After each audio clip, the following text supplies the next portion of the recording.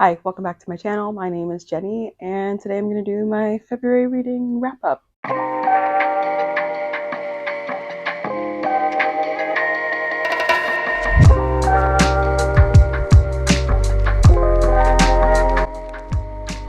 Here are the physical books that I read, but I read a total of 8 books this month, which is pretty good. I'm still on track of keeping my goal of reading 1 book a week for 2024. Last year I had a really terrible reading year, so I'm trying to redeem myself and get back into it. And I also have some ebooks, so let's just get right into it. So the first book I have is Broughtupsy by Christina Cooke. This is a new release. I was so excited for this book. I gave this book 2 stars. This book follows a 20-something-year-old woman named Akua. She's queer. Her younger brother has just died, and she decides to go back to Jamaica, where she's from. She's Jamaican Canadian, and confronts her older sister about why she didn't come to the funeral for the brother, why she didn't decide to move with the family to Texas and then Canada. So there's a huge familial confrontation that's happening in this book. I found the writing very spare, but in places very beautiful at times. Christina Cooke does not shy away from island language and patois, so there is a bit of that in here. I found the setting kind of underwhelming. I mean, Jamaica is such a very interesting place. My dad's from Trinidad, so the Caribbean is just culturally rich. And I felt this book did not do it justice of really leaning into that heritage. And the main character, Akua, when she confronts her sister, does not take into consideration her own shortcomings and her own role in kind of this dissolution of this family. So if you're into family dynamics like that, you might really like this book. It's also has some very steamy stuff. All right, the next book is Carnality by Lina Wolff. This book was 5 stars. It's so good. This follows a 40-something-year-old Benedict who is from Sweden. She's just gone to Madrid on a kind of writing stipend to write some article. You never find out what the article is about. It's actually not really important. There she meets a man named Mercuro who is on the run from this diabolical nun who is involved in an underground internet television show called Carnality, where these show hosts, Mr. Blue and Mr. Pink, promise to solve the problems of their guests in whatever ways, illicit, illegal, otherwise, that they decide to go through with that. So Mercuro goes to the show in hopes for them to help him get his wife back. He's just committed infidelity and whatever, and his wife is also requiring a new heart, and she's really low on the donor list. So that's what he hopes to get help with. But when he goes to them, they decide, you know what, we're going to solve your wife's problem by sacrificing you and taking your heart. So obviously he's not down with that. So he's on the run from these people who are just after him. It's bizarre and surreal. It's kind of giving like Men in Black, not the Will Smith Men in Black, but like the conspiracy of the Men in Black, of these shadowy figures who are just following him around and hoping to get body parts. It's really strange. It has the perspective of 3 different characters. So you open with Benedict's perspective, then we switch to Mercuro's story of how he got to be involved with this shit show in the first place, and then finally you have a series of letters from the nun, Sister Lucia, who is kind of explaining her upbringing and her life and how she came to do what she does, which is she's kind of seen as this miracle worker, and she's really not. So it's really complicated. I think this book is really about the ways that we try to inject spiritualities in our lives when we're not very spiritual. Of course, there is the theme of actually having a Catholic nun, but these are people who are confronting death in really interesting ways. The writing is beautiful. I highlighted the shit out of this book, and you just have to read it. I'm going to do a longer review of this book. It's very philosophical, so I think that'll be fun to talk about in a longer form video.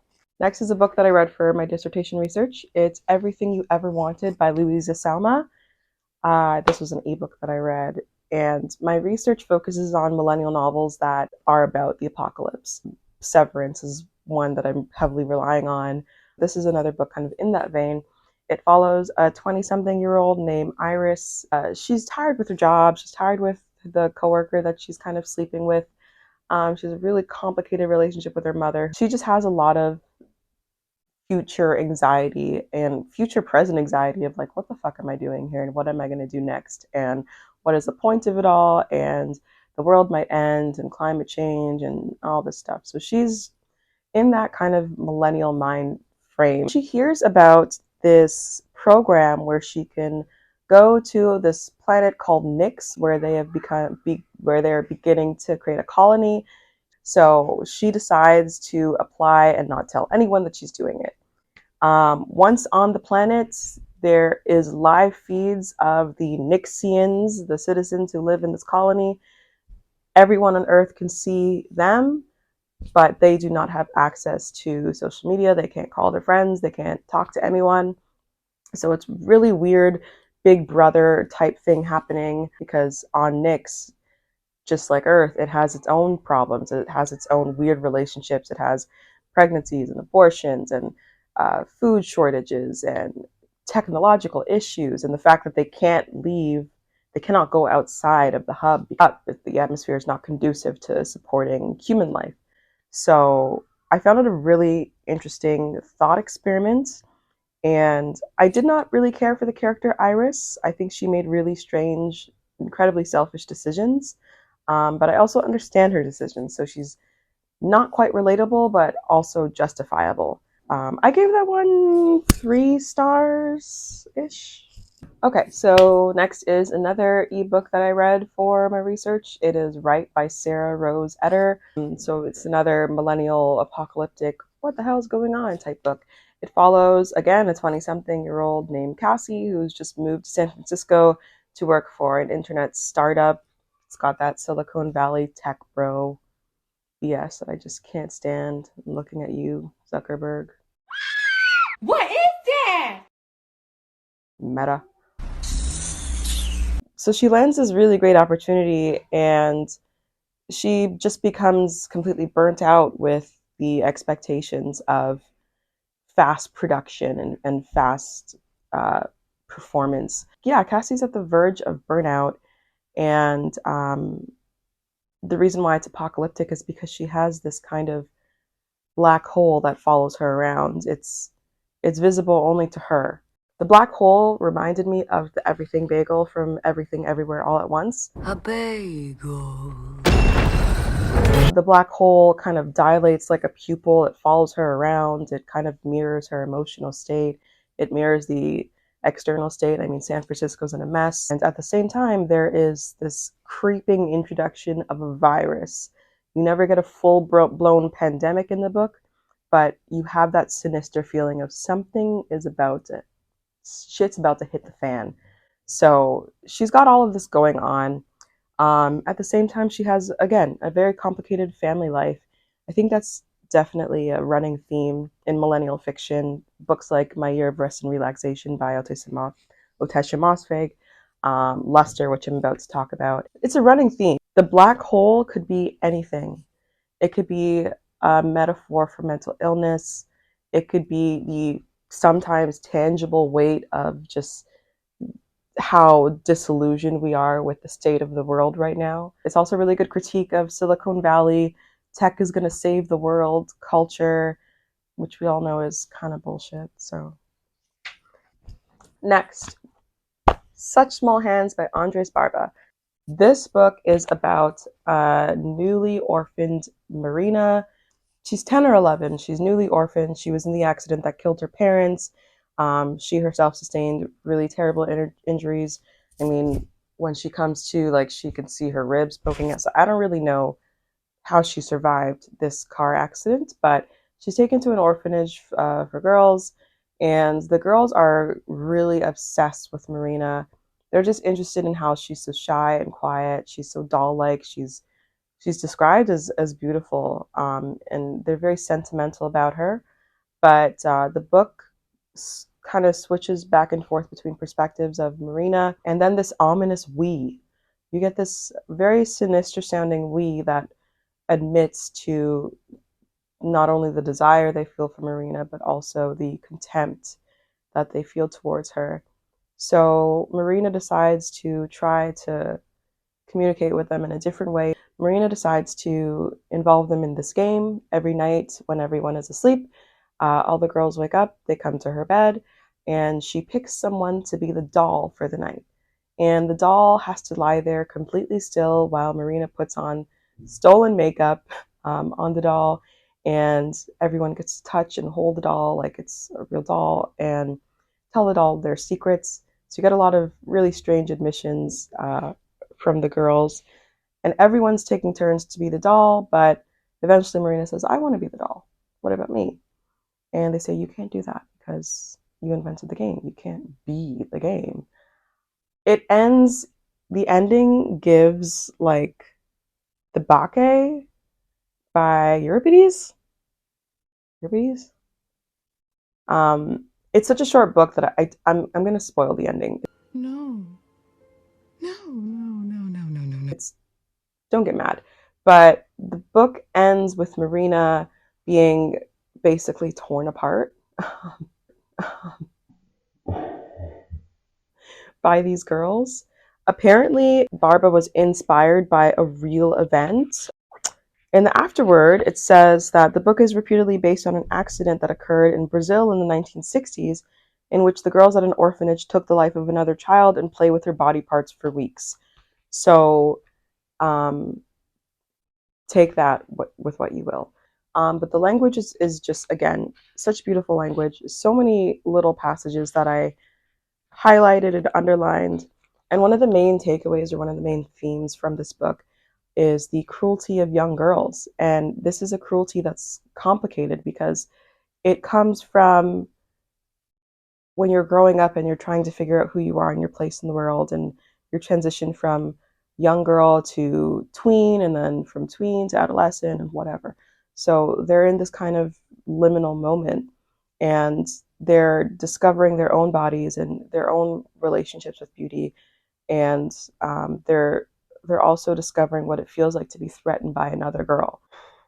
Sometimes love and desire takes very strange manifestations, and it could manifest in something like tearing, in their case, tearing the object of their affection completely apart as if she were a literal doll. I gave it 3 stars when I finished it, but in retrospect, I think it's more of a 4-star read for me. It's something that I will keep thinking about. Just don't. Next is one of my favorite books, obviously a 5-star. This is a reread of Luster by Raven Leilani. When this book first came out, I was going through a very similar situation. I was dating a much older white man.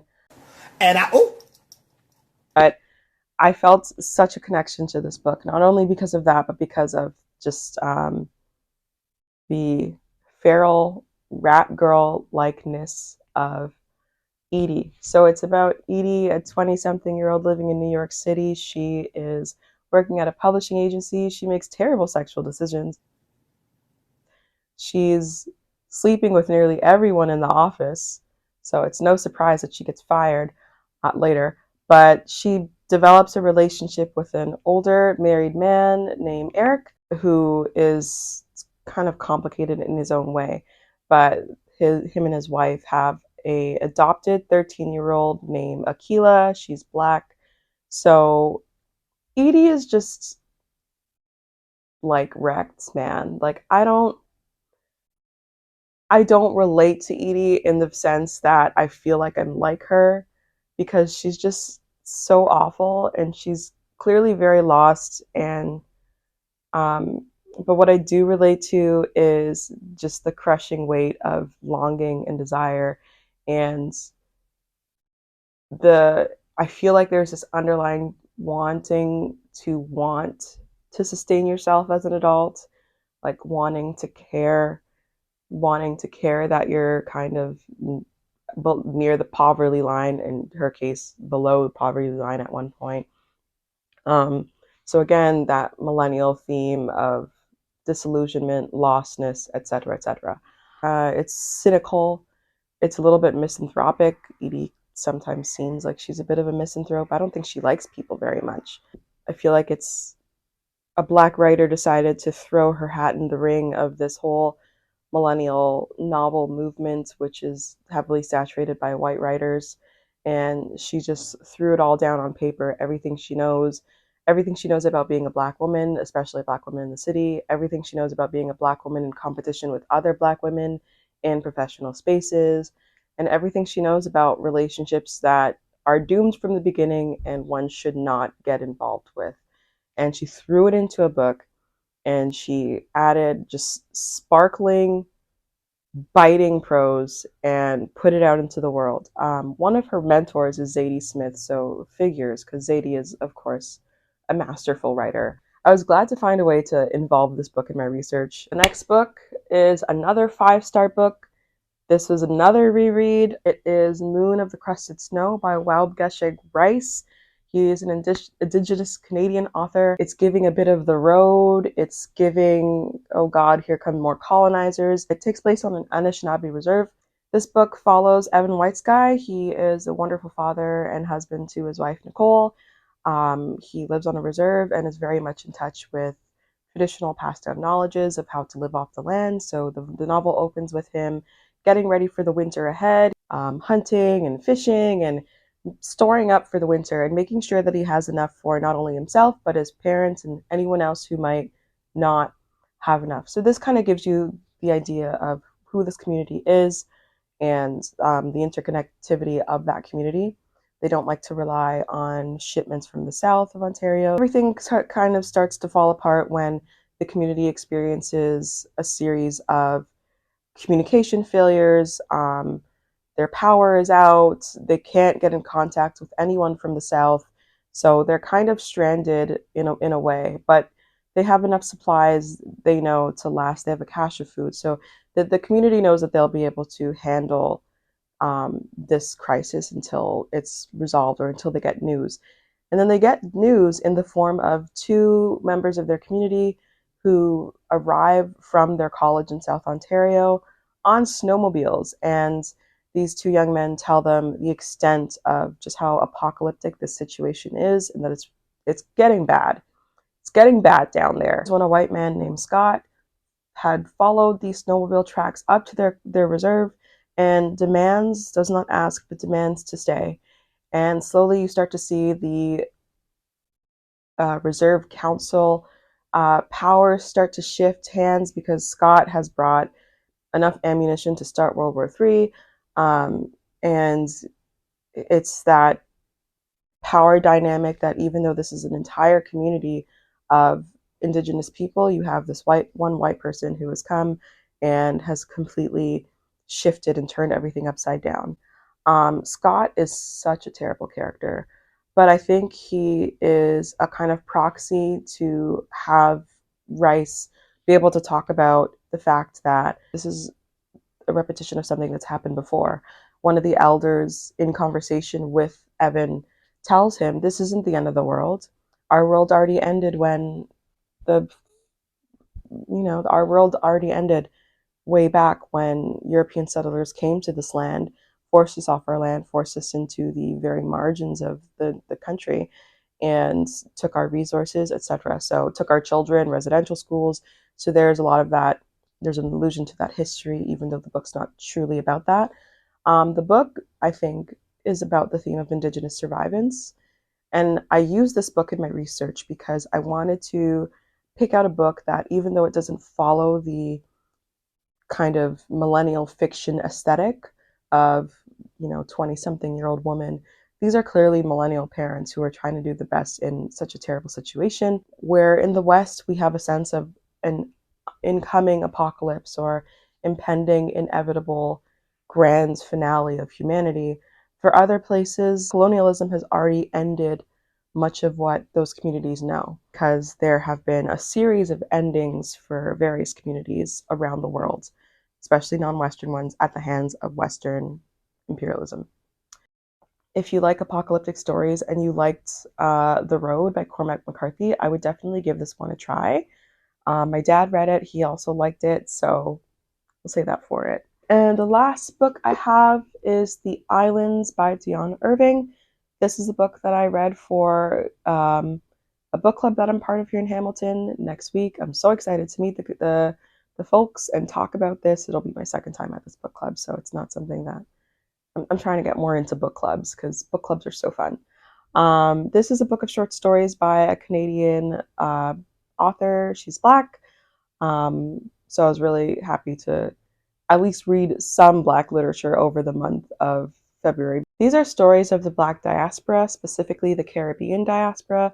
So there's a lot of movement. There are people moving to and from Trinidad, Jamaica, to England and Canada and United States. In the first opening story, it is about a couple who the wife is Jamaican, the husband is American. They've just moved from San Francisco to Florida, and they're coming to the realization that not only are there really important cultural differences in their relationship, but the relationship has run its course.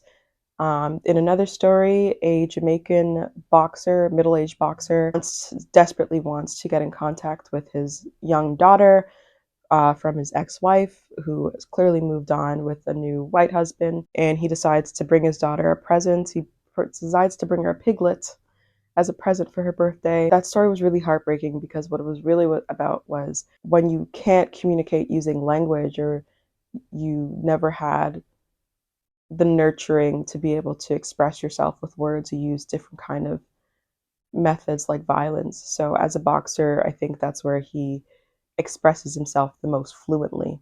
But he's very volatile, and he's an alcoholic. He's impoverished. So the wife wants something to do with him, and neither does the daughter. In one story set in the 1960s, 70s, a woman has just arrived from Jamaica, and she is being set up in England as a nanny for a family, and she gets into an affair with the husband, Alistair.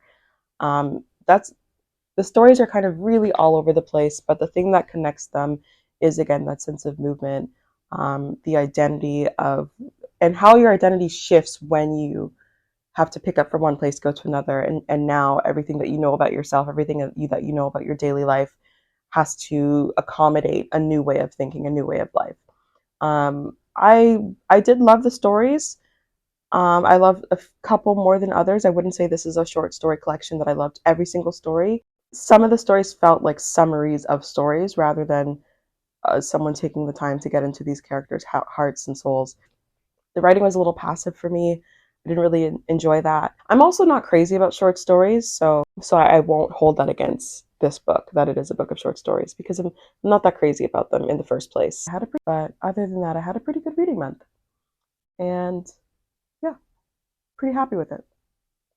So yeah, let me know what you thought about these books, if you read any of them or if you're interested in them, and I will see you in the next video. Bye. Thanks for watching.